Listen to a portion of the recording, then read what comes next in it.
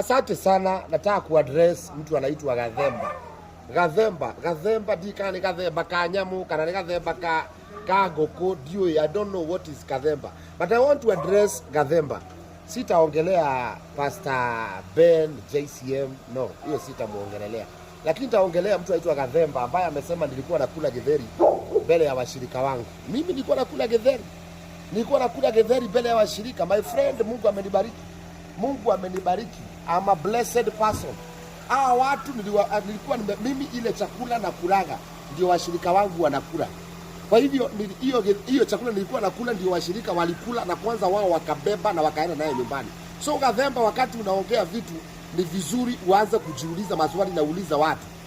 Thank you. God bless you. Tukutane saa 4 kamili leo. Nita address Gathemba. Gathemba ni sio rikako. Gathemba nitakuaddress saa 4. Saa 4 kamili. Tukutane na wewe katika TikTok. Thank you.